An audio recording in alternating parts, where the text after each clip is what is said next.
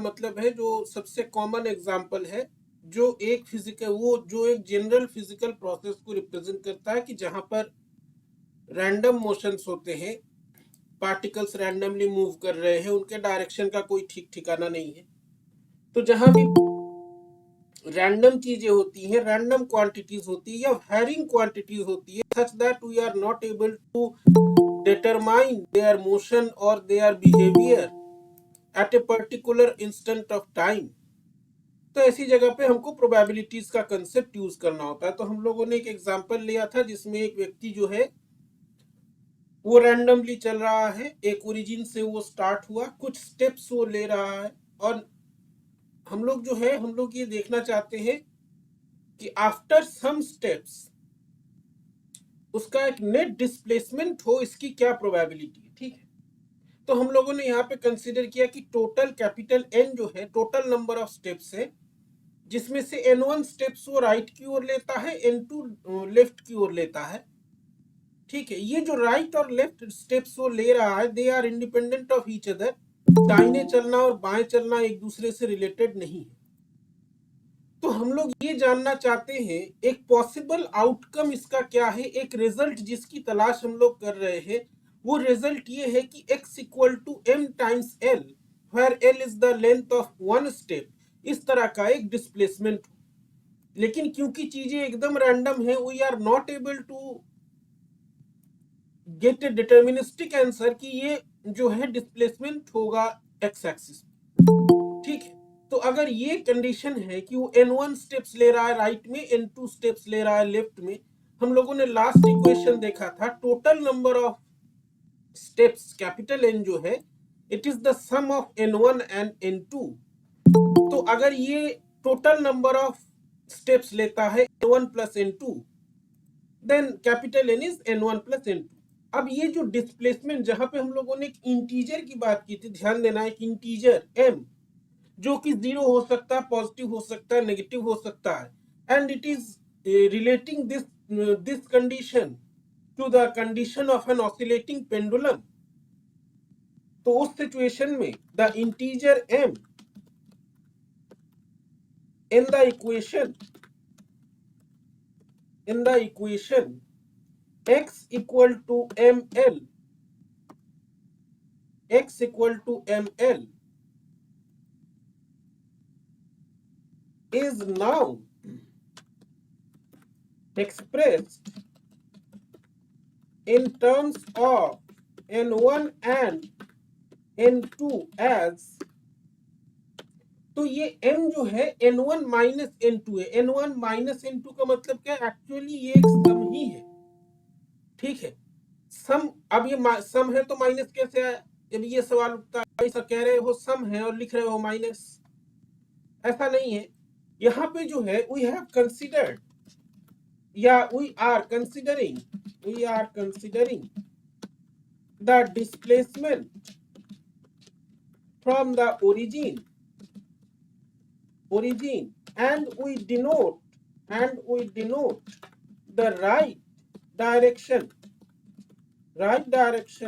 where n1 steps are taken as positive, माने pendulum right को जा रहा है, and the left direction where, एक मिनट रुक जाओ भाई, where n2 steps are taken as negative, इसको हम नेगेटिव ले रहे हैं। तो एक पॉजिटिव है एक नेगेटिव है, इसको जो है हम इसका सम कर रहे हैं, so it is minus. Basically ये भी एक सम है, जो सब्सट्रैक्शन होता है मैथमेटिक्स में वो भी एक समेशन ही होता है, एक पॉजिटिव और एक negative number.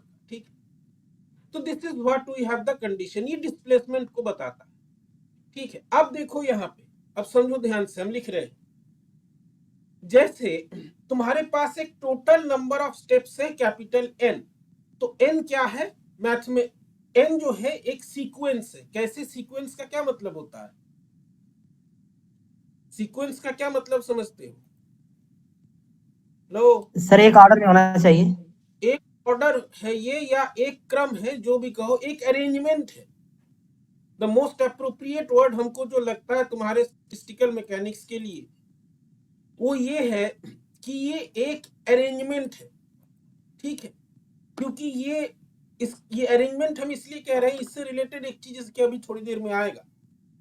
We have a total number of n steps which is a sequence or an arrangement। ये एक अरेंजमेंट है।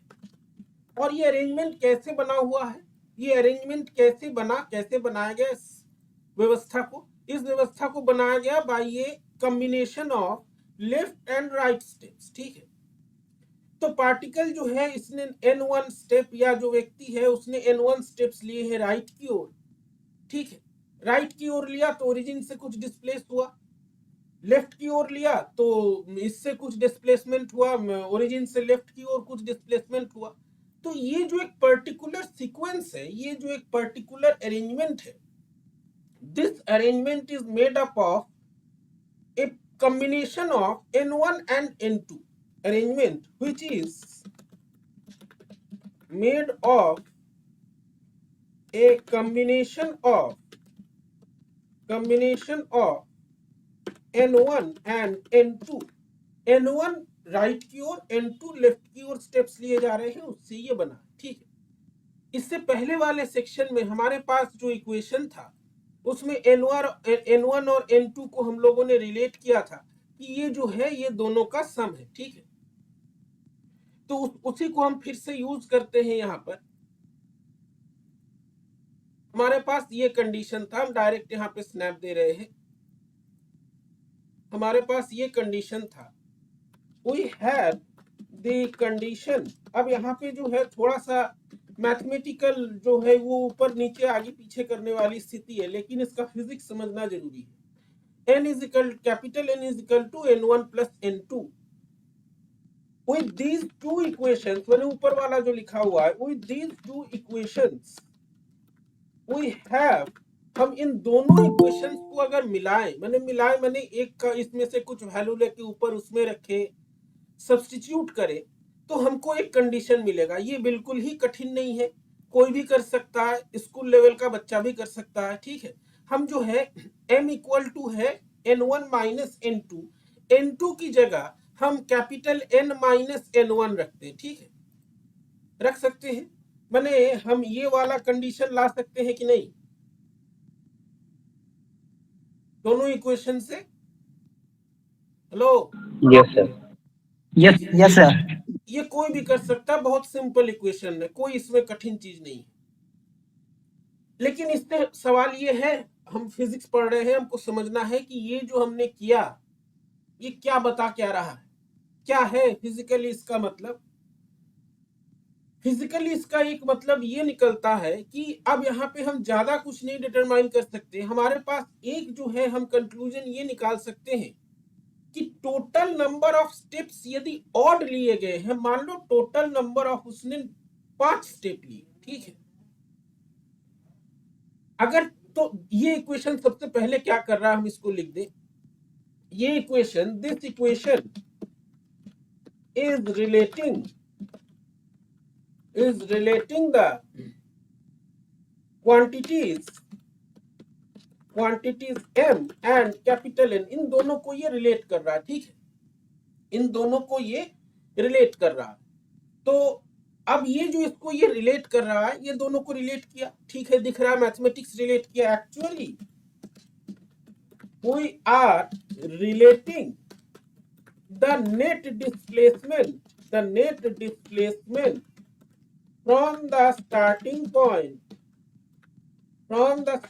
point with the total number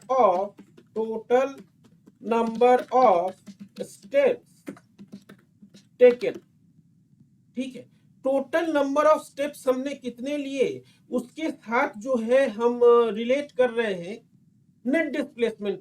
माने अगर हम total number of steps n लेते हैं तो हमारा डिस्प्लेसमेंट क्या हो, तो इसके यहाँ पे हमारे पास एक रिलेशन है 2n1 माइनस n, हम n2 के टर्म्स में भी ला सकते हैं।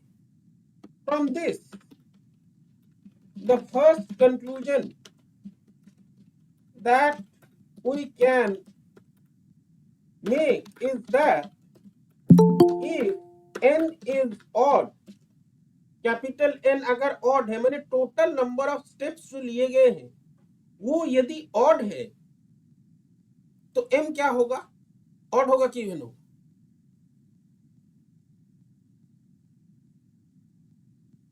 बोलो सर ऑड होगा। m भी जो है m will also be odd। अब ये ऑड इवन का कंसेप्ट हम बता रहे, पहले इसको बता लेते। एक कंक्लूजन हमारे पास ये है, और n यदि इवन है तो m भी इवन होगा, ठीक है। And if n is even m is also even, ठीक। तो ये भी जो है इवन होगा, ठीक। अब हमारा जो अजम्पशन था इसमें ये हमने अजम्पशन लिया था कि ये जो स्टेप्स ले रहा है, ये पार्टिकल हो चाहे ये व्यक्ति हो, जो कोई भी हो, they are statistically independent of each other. मैंने लेफ्ट में स्टेप लेना और राइट में स्टेप लेना दोनों एक दूसरे से रिलेटेड नहीं है। ऐसा नहीं है कि हमने 2 स्टेप राइट में ले लिए तो ये राइट में लिए गए 2 स्टेप हमारे लेफ्ट में लिए जाने वाले स्टेप को इफेक्ट करेगा, ऐसा बिल्कुल नहीं है, दोनों इंडिपेंडेंट है, ठीक। तो यहाँ पर एक टर्म आता है जो तुमको किसी भी टेक्स्ट बुक में जब इस सेक्शन को तुम पढ़ोगे उसमें एक टर्म आता है कभी कभार जो स्टैंडर्ड बुक से, कि पास्ट हिस्ट्री। पास्ट हिस्ट्री का माने समझते हो? समझते तो होगे ही। हिस्ट्री माने समझते हो? इतिहास समझते हो ना? Yes sir. किसी मटेरियल का या किसी वस्तु का यहाँ पे एक टर्म, क्योंकि तुम अगर कोई और टेक्स्ट बुक लेते हो उस टेक्स्ट बुक में जो है इस तरह का एक टर्म आ सकता है।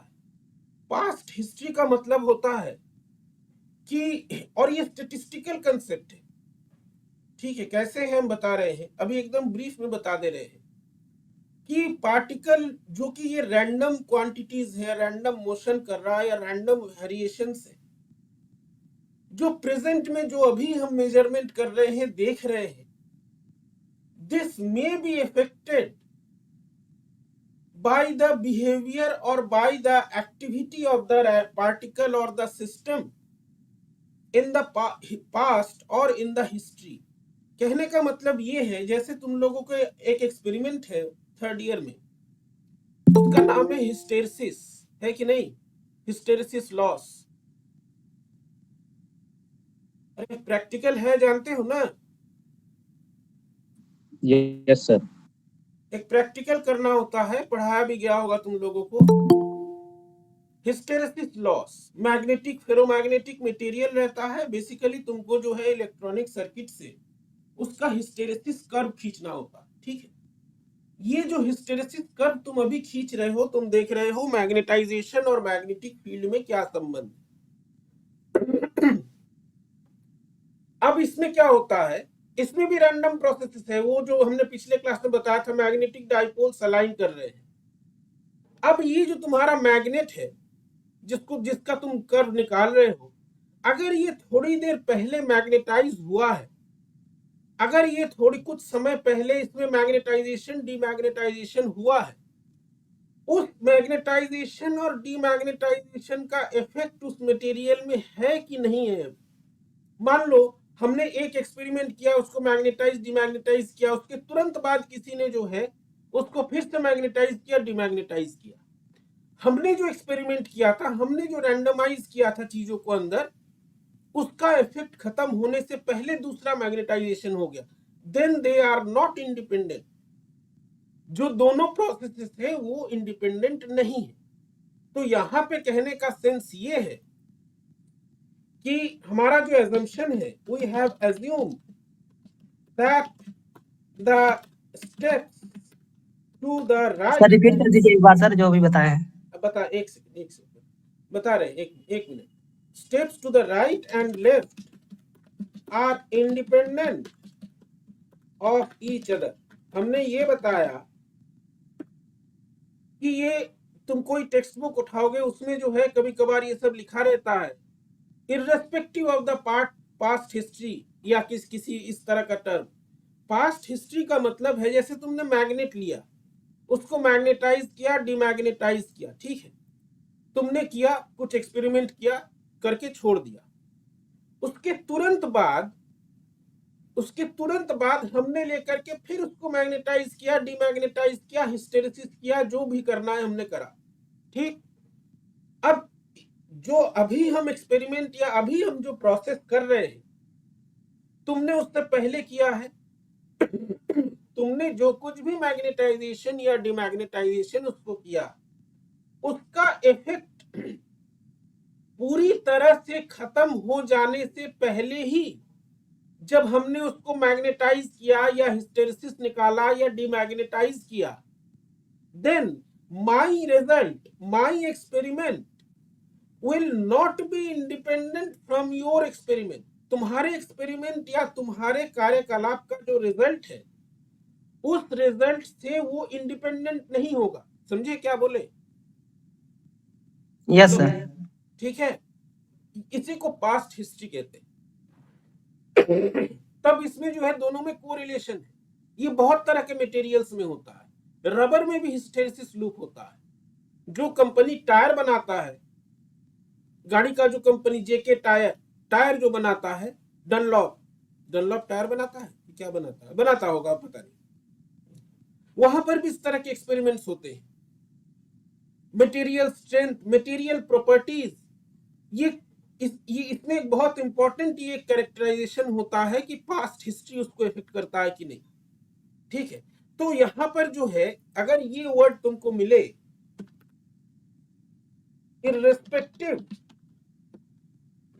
irrespective of the past history, which means the number of steps taken some time before in the right or left is not affecting the taking of steps at the present moment, ठीक है।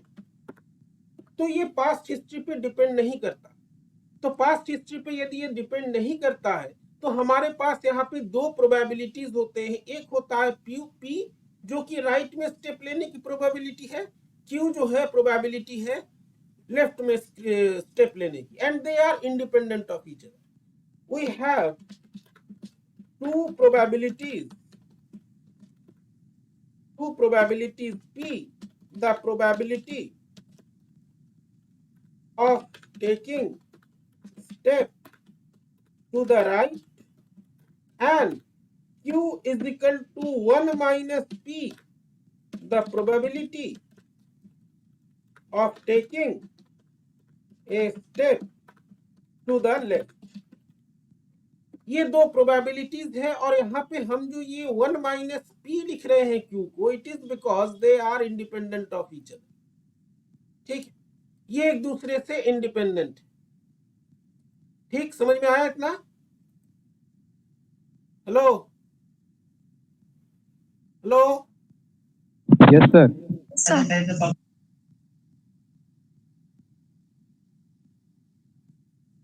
जो है, अब यहाँ पे एक sequence बनता है। सीक्वेंस का मतलब क्या है, तुम लोगों को याद आ जाएगा, अभी तुम लोगों ने ये पढ़ा होगा।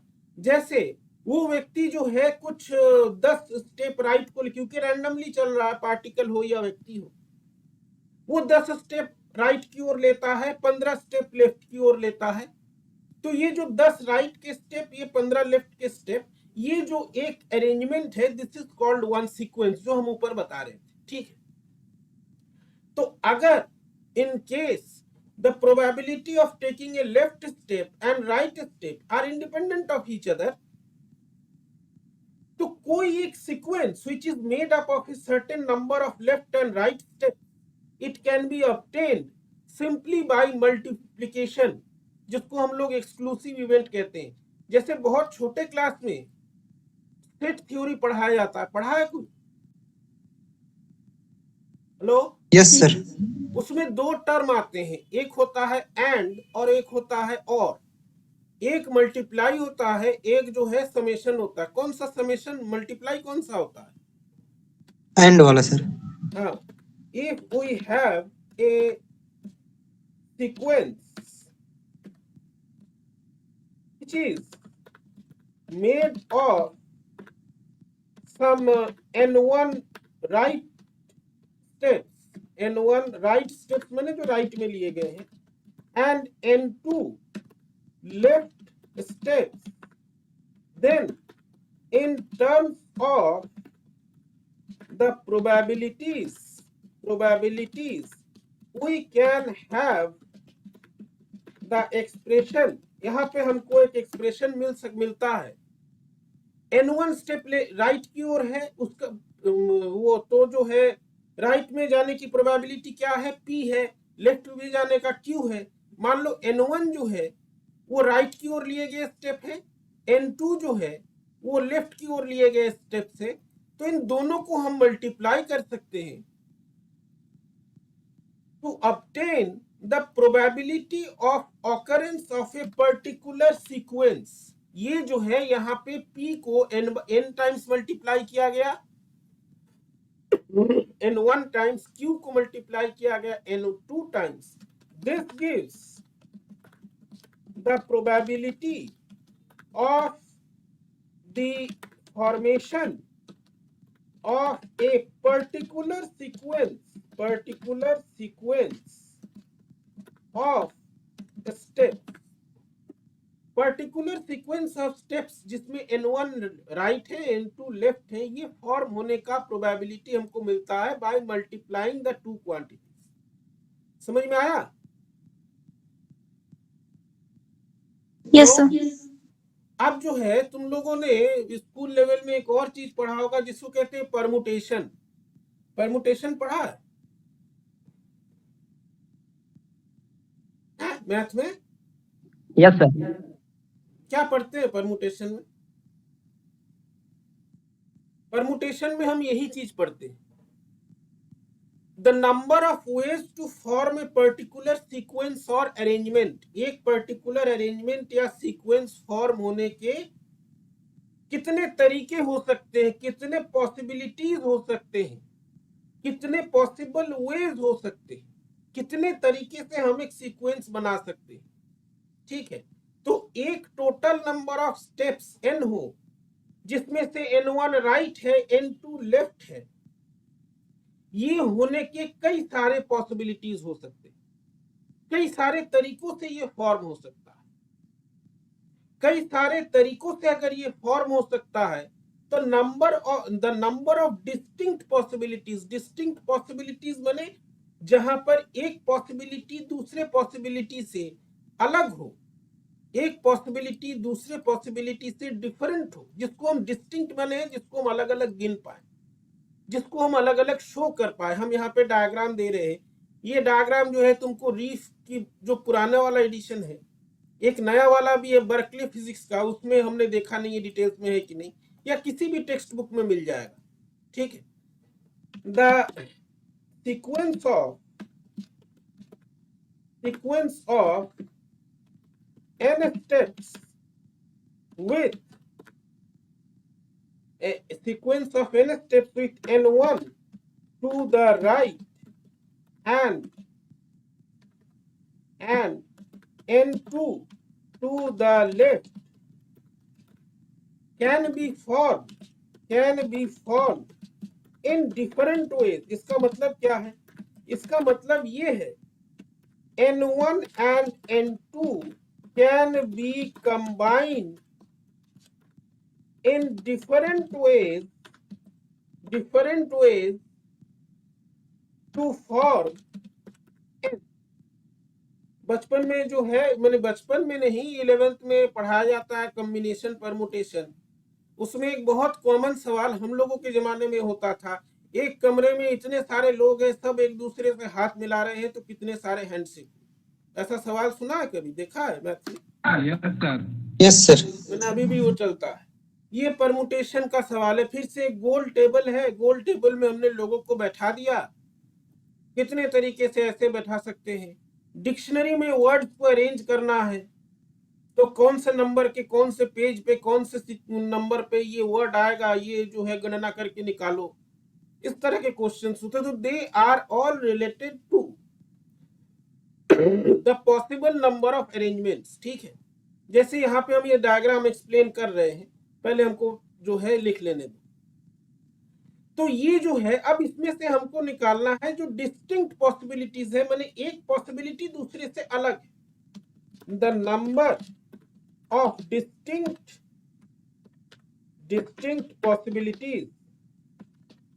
possibilities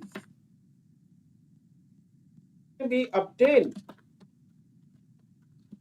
as the एक सेकेंड। तो ये जो नंबर ऑफ डिस्टिंक्ट पॉसिबिलिटीज है, यहां पर हम ये कुछ इस प्रकार से निकाल सकते हैं।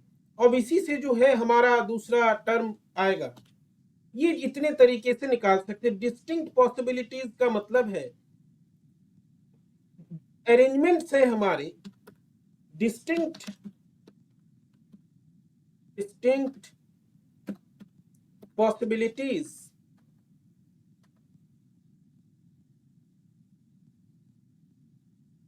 possibilities means the arrangements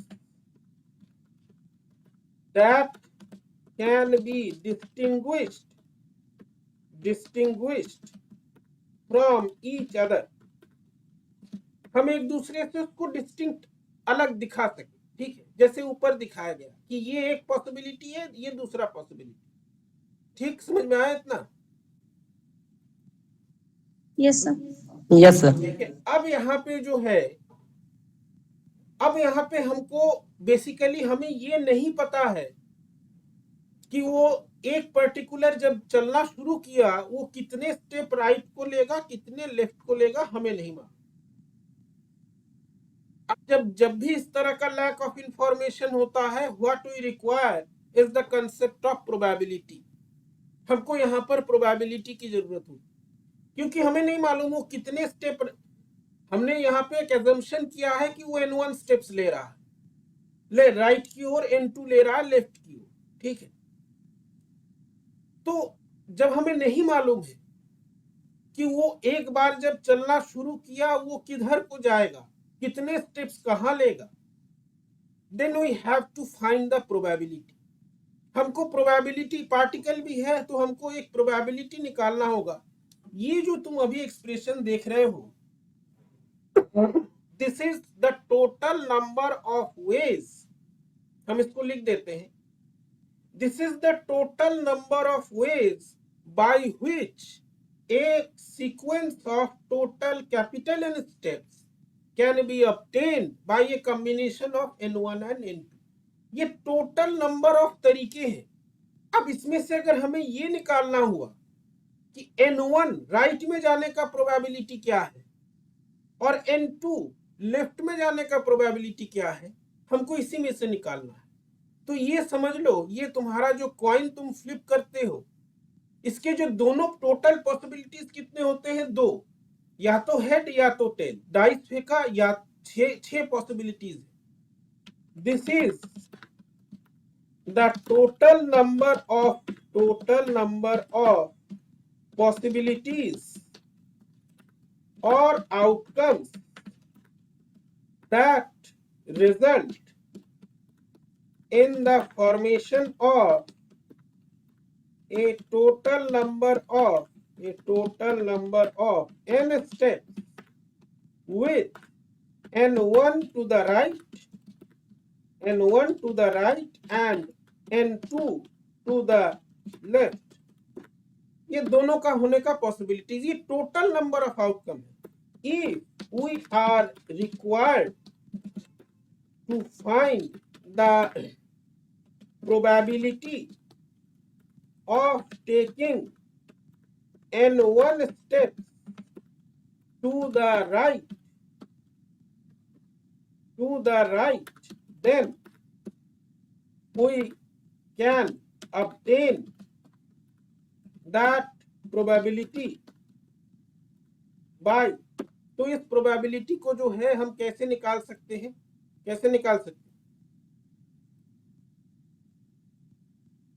sir factorial N में सर इसको सर हम इस प्रोबेबिलिटी को ऐसे निकाल सकते हैं, यहाँ पर n1 स्टेप्स होने की जो प्रोबेबिलिटी है और n2 स्टेप्स होने का प्रोबेबिलिटी का टर्म्स जो है ऊपर में दिया हुआ था, तो यहाँ पे Wn जो n1 है, एक मिनट हम जरा ये लिख दें ये क्या है, नहीं तो फिर सोचोगे कहां से आ गया ये जो है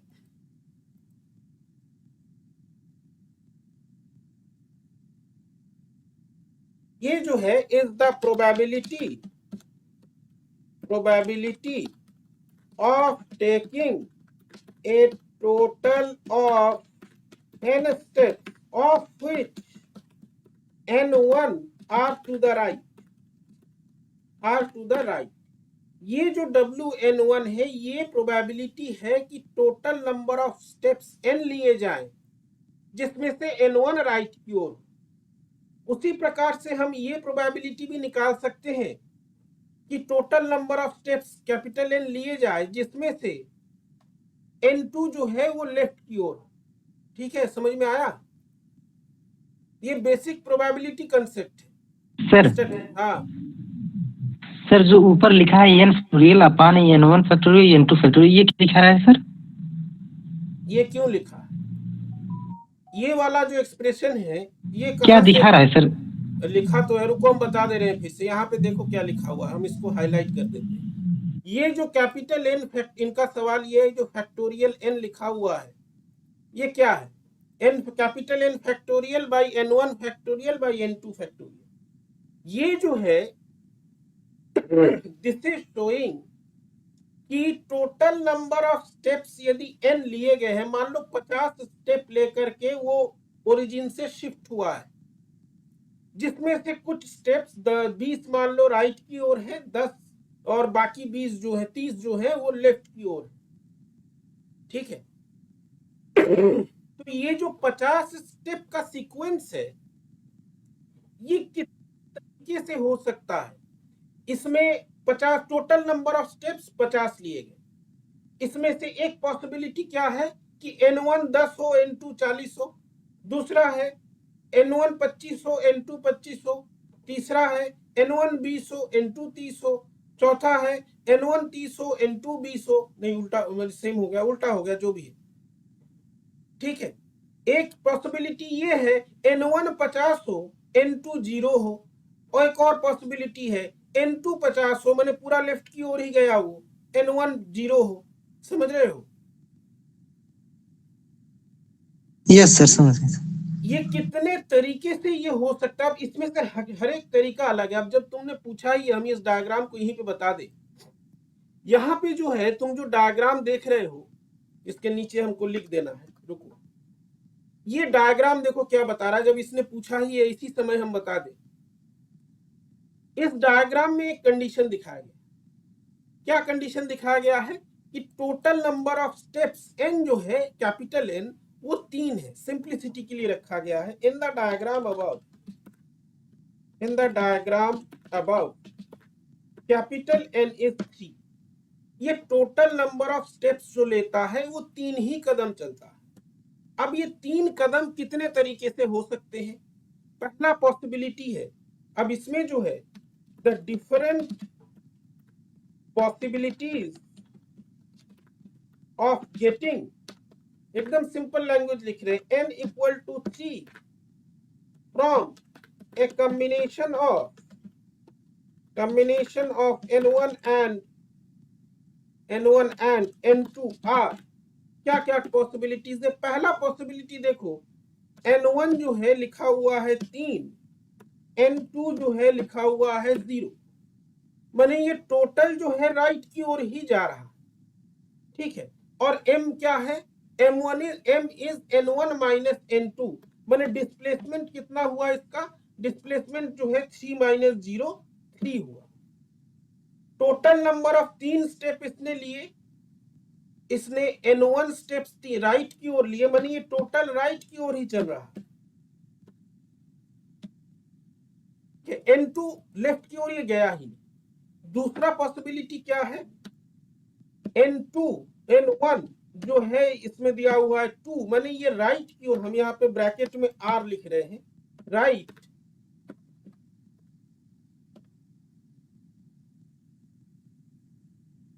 हम इसको राइट लिख रहे हैं, N2 जो है इज इक्वल टू 1, ये है लेफ्ट, ये जो है लेफ्ट की ओर इसने एक कदम चला, अब भी 3 आया। ठीक, समझ में आ रहा है?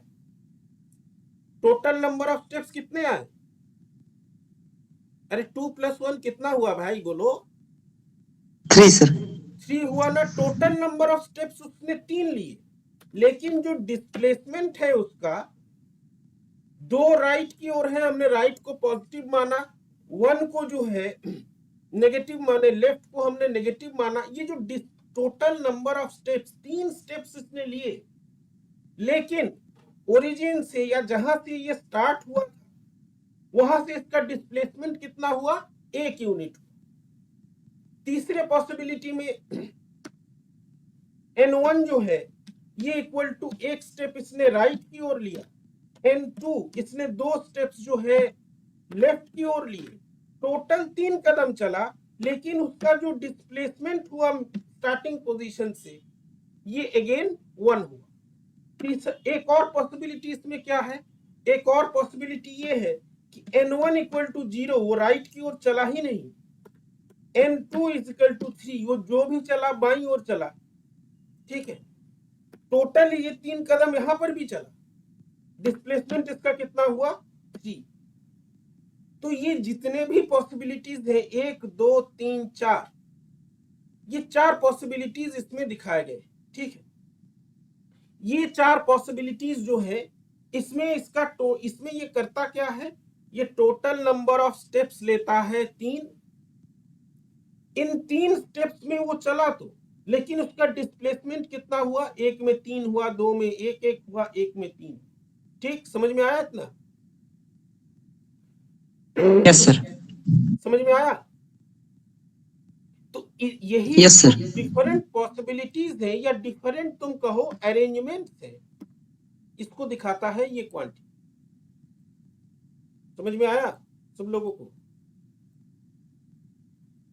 लो, यस सर। सर मैं गलती से ये सर पॉसिबिलिटी प्रोबेबिलिटी पढ़ लिया नहीं सर, इसलिए कंफ्यूजन हो गया। पॉसिबिलिटी है, हाँ वो ऑफ कोर्स रिलेटेड है प्रोबेबिलिटी। ठीक है, अब यहाँ पे जो है, अब हम लोगों ने एक प्रोबेबिलिटी, लेकिन प्रोबेबिलिटी से, हाँ बोलो सर प्रोबेबिलिटी से रिलेटेड है, लेकिन सर ये तो 1 से बड़ा हो जाएगा। इससे बड़ा हो जाएगा 1 से प्रोबेबिलिटी से अगर देखा जाए तो सर।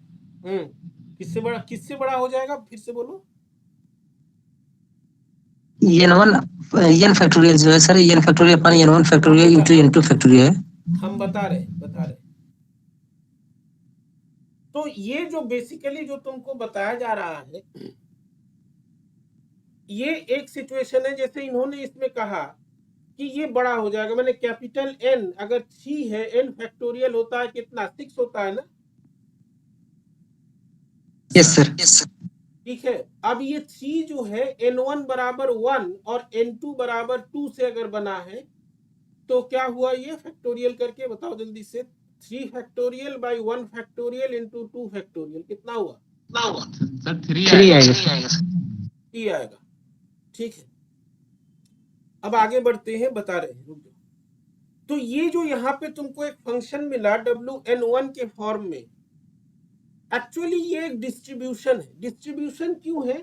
यहाँ पे हम N1 और एक कैपिटल N एक सीक्वेंस बना रहे हैं by distributing N1 and N2 in a definite manner. एक पर्टिकुलर तरीके से हम N1 और N2 को डिवाइड कर रहे हैं to get a total of N, जो कुछ भी हमको टोटल मिल रहा है। इस तरह के डिस्ट्रीब्यूशन को बाइनोमियल डिस्ट्रीब्यूशन कहते हैं। ठीक है, तुम्हारा कंफ्यूजन क्लियर हो जाएगा, अभी रुक जाओ। बाइनोमियल सर क्लियर हो गया सर। अच्छा हो गया, बहुत अच्छा। बाइनोमियल डिस्ट्रीब्यूशन क्यों कहते हैं? बिकॉज ये जो ऊपर वाला एक्सप्रेशन है, तुम लोग कभी बाइनोमियल फंक्शन पढ़े होगे या बाइनोमियल एक्सपेंशन ना क्या बोलते हैं उसको मैथमेटिक्स में, ये उसी से आता है। इसको बाइनोमियल डिस्ट्रीब्यूशन बोलते हैं, ठीक है। तो बेसिकली एक मिनट, ये इसको हमको थोड़ा सा इधर लाने दो पहले। ये जो एक्सप्रेशन है, this one is a kind of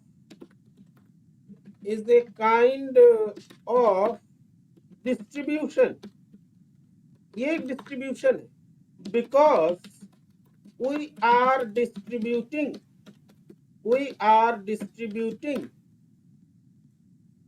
n1 and n2 in a specific manner to get a total n। एक टोटल n पाने के लिए हम जो है इसको एक स्पेसिफिक मैनर में डिस्ट्रीब्यूट कर रहे हैं। देखो समय से आया करो भाई। तो ये जो है टोटल n को हम पाने के लिए एक तरीके से हम इसको डिस्ट्रीब्यूशन कर रहे हैं। इसको बाइनोमियल डिस्ट्रीब्यूशन इसलिए कहते हैं, this is called binomial distribution because it is obtained from the binomial coefficient या binomial expansion। बाइनोमियल माने जिसमें दो टर्म हो, बाई माने होते हैं दो, इसका जब हम एक्सपांशन करते हैं, जैसे a plus B whole square, लेकिन अगर a plus B to the power 10 दिया हो तो 10 बार तो गुना कर नहीं सकते, करना संभव नहीं है। तो हम लोग जो है एक बाइनोमियल एक्सपांशन करते हैं, और ये बाइनोमियल एक्सपेंशन से आता है, इसीलिए जो है इसको बाइनोमियल डिस्ट्रीब्यूशन कहते हैं। It is a kind of distribution. Distribution का मतलब है कि किस तरह से पर्टिकुलर चीजों को डिस्ट्रीब्यूट किया गया है कि एक टोटल कोई क्वांटिटी मिला है। समझ में आया?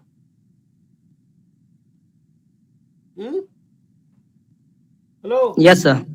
अब यहाँ पे हम लोग क्या देख रहे हैं कि अगर पार्टिकल ने n1 स्टेप्स राइट को लिए हैं, अब देखो यहाँ पे जो पॉसिबिलिटी या कंडीशन क्या है। अब यहाँ पे कंडीशन ये है कि अगर हमको ये पता है कि पार्टिकल ने n1 स्टेप्स राइट को लिए हैं और टोटल नंबर ऑफ स्टेप्स जो है वो कैपिटल N है, तो हम ये पता कर सकते हैं कि ओरिजिन से उसका डिस्प्लेसमेंट m कितना है। हम ये पता कर सकते हैं कि अगर हमें ये पता है कि पार्टिकल ने n1 स्टेप्स राइट को लिए हैं, total number of steps n लिए हैं, we can find the probability that the particle, ये बहुत इंपॉर्टेंट स्टेटमेंट है, हम लिखेंगे, रुक जाओ। We can now find the probability that the particle is found at a particular position m after it has taken n steps। ये अगर n steps लेता है जिसमें से n1 राइट की ओर है, now we are in a position to calculate the probability, जो हमको जरूरी था कि भाई ये ओरिजिन से स्टार्टिंग पॉइंट से कितना डिस्प्लेस हुआ, ये प्रोबेबिलिटी अब हम कैलकुलेट कर सकते हैं। This is the use of this random theory या probabilistic discussion। और इसी probabilistic concept की जो है हमको जरूरत आगे पड़ती है कि हमको जो है एक particular state में पाए जाने की probability निकालनी है। तो पहले हम इसको लिख दें, ज्यादा बोलेंगे तो भूल जाए। Let me add a page।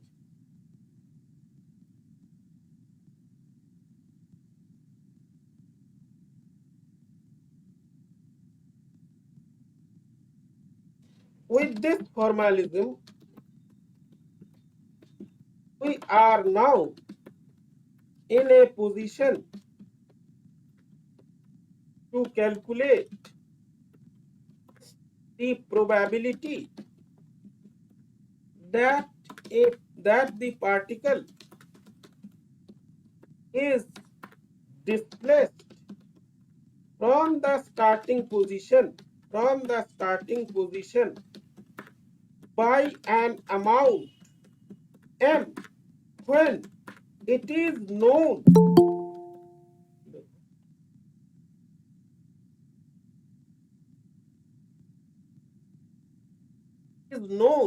that the particle has taken a total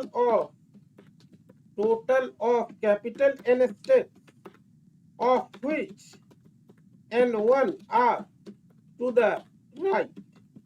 N1 जो है ये राइट डायरेक्शन में है, टोटल इसने n स्टेप ले रखे हैं, तो हम ये प्रोबेबिलिटी निकाल सकते हैं कि ये जो है अपने स्टार्टिंग पोजीशन से m अमाउंट डिस्प्लेस होगा। तो ये जो कंडीशन है, the condition that the particle is at a position which is a displacement by an amount m from the starting point is a particular state। यही एक particular state है of the system. हम ये state इसलिए लिख रहे हैं क्योंकि इसकी जरूरत हम लोगों को आगे पड़ेगी। दिस इज वन स्टेट, ये एक स्टेट है। तो अगर हम ये देखना चाहते हैं कि भाई n स्टेप में से n1 अगर राइट की ओर हो तो what is the probability that the particle is displaced by an amount m, we can find this probability. The probability of the particle to be displaced by an amount m after a total of n steps is, तो ये probability हम लोग निकाल सकते हैं। यहाँ पे PNM जो है is the probability of A displacement m after taking n steps. ठीक है, तो यहाँ पे अगर हम m जो है n1 माइनस n2 है, कैपिटल N जो है वो n1 प्लस n2 है, इन दोनों की वैल्यूज को अगर हम रखें हमको एक बहुत इंटरेस्टिंग रिजल्ट मिलता है। तो यहाँ पे हम जो है n1 की वैल्यू रखते हैं from the previous equations n1 और n2 की, we use the values of n1 and n2 from the equations n is equal to n1 plus n2 and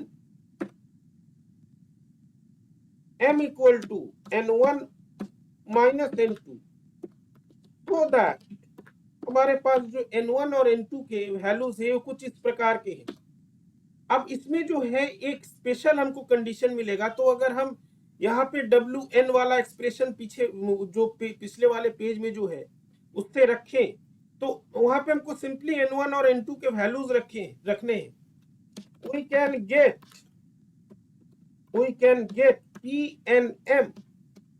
PNM as, तो वहां पे n1 और n2 के वैल्यूज रख के ये मिलेगा। बहुत बड़ा सा देख के घबराने की बात नहीं है, घबराने से चलेगा नहीं, समझ जाओगे, आसान है, कुछ नहीं। अब यहाँ पे एक स्पेशल केस है जो कि इंटरेस्ट का है। वो स्पेशल केस क्या है कि अगर P और Q दोनों 1/2 हो तो ये क्या हो जाएगा। अगर P और Q माने लेफ्ट और राइट स्टेप लेने की बराबर प्रोबेबिलिटी हो, इक्वल हाफ, तो in that situation, in case P equal to Q equal to 1/2, the result is very interesting.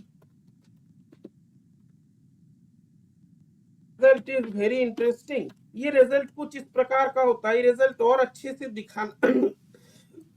तुमको दिखाने के लिए हम एक यहाँ पे ग्राफ दे रहे हैं, ये भी तुम्हारा जाना पहचाना है।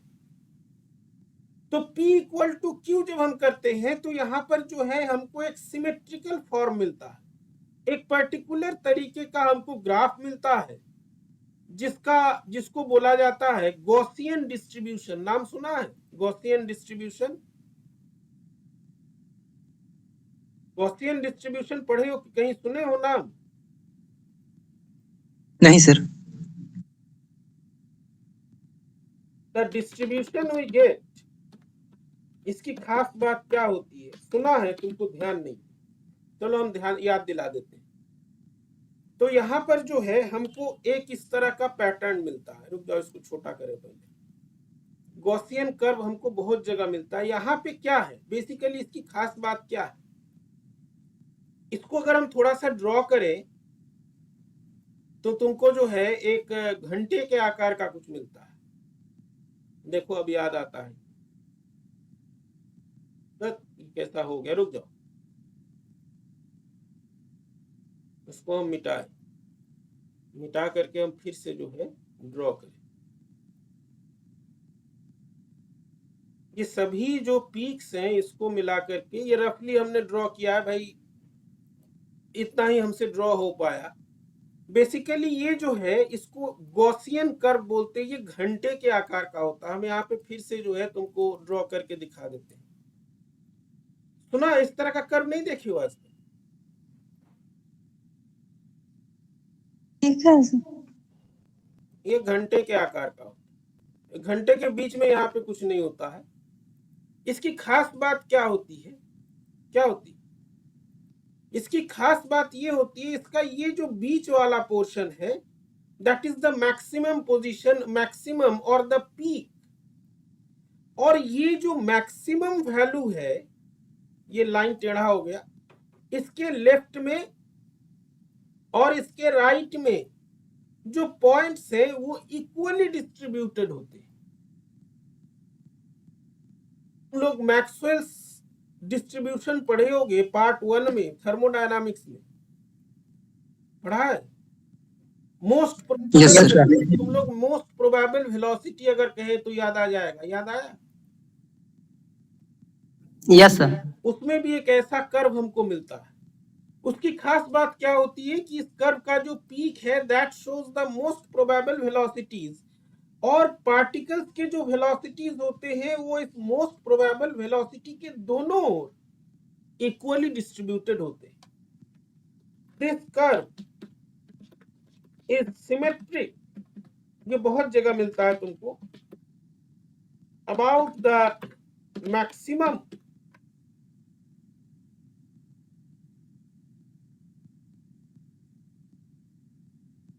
out the maximum value, which implies that the peak that the points are symmetrically distributed about the maximum or the peak value. This type of curve is obtained नहीं कहे, is observed in the most probable velocity of gas particles in the KTG माने kinetic theory of gas। ये इसकी खास बात होती, समझ में आया? ये गॉसियन डिस्ट्रीब्यूशन जो है कई जगह मिलता है, कई जगह जो है इट इज ऑब्टेन। तो इसकी खास बात यही होती है कि इसमें जो है मैक्सिमम वैल्यू, इसी को हम लोग मोस्ट प्रोबेबल वैल्यू कहते हैं, और इस मोस्ट प्रोबेबल वैल्यू के आसपास जो है चीजें डिस्ट्रीब्यूटेड होता है। समझ में आया? हाँ यस सर।